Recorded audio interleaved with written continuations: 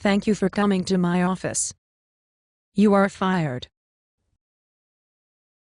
I'm fired? Yes. You have been teaching in DC for a long time. As I always say, our kids are getting a crappy education. Therefore, you must be a bad teacher. So you are fired. But I have been nationally certified as an excellent teacher. Your principal, who I hired last week, says you give him funny looks. My principal has never been a teacher. He ran his father's used car business. He keeps saying the school needs a tune-up. He tells teachers they need new spark plugs. Frankly, there is little respect for him at my school. You should not fire me on his judgment only. Did you ask my colleagues for their opinion of my teaching? No. Did you ask my students for their opinion of my teaching? No. You should ask them. They come to class, and they are learning to think and debate. All of my students are very poor. Some are gang members. I am proud that they are learning to debate with words instead of fists. You see, you are making excuses. I cannot accept excuses. All students can learn if they have the best teachers. Yes, but it takes more than that. It is a collaborative effort. We have a strong team of experienced teachers in my school. Together, we figure out what our kids need. Collaboration is overrated. Your job is to improve your students' test scores, not to figure out what they need. Your test scores are too low. Only data counts. Chancellor, you are not being fair and you are not telling the truth. Data shows that our children are in crisis. They come to school hungry. They can't afford glasses, so they can't see the board. Data shows that our students need extra supports to succeed. We teachers work very, very hard, and we make a big difference. But we need your help.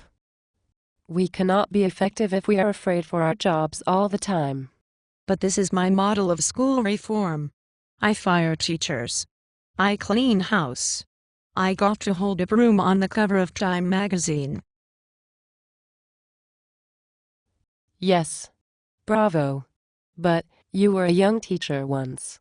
You know how hard it is to teach children with many different needs. Yes. And I did not accept excuses. My students in Baltimore went from the 13th percentile to the 90th percentile in 1 year. No, that is not true. That has been shown to be not true. Well, of course I would not claim this on my resume again. You stand in front of TV cameras and say that DC students made big gains on test scores while you were here. Yes. Biggest gains in the nation. Actually, that is not true either.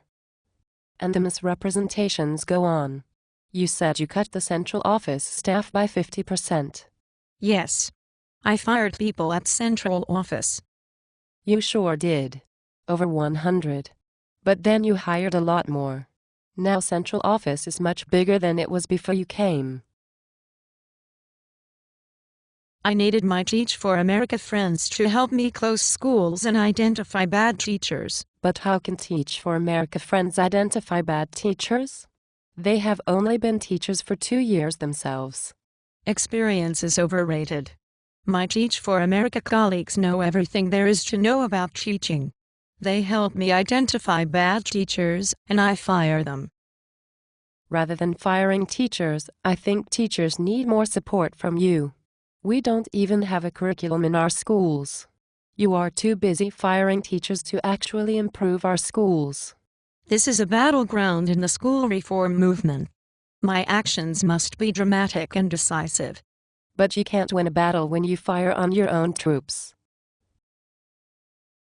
What about my students? Who will teach them for the rest of the year? We have a new group of teaching fellows starting Monday. That is why I am so busy today. Now go. You are wasting my time. This makes no sense, Chancellor. It makes sense to me and my foundation friends. Now go. Here is another teacher I need to fire. I am firing my way to better schools.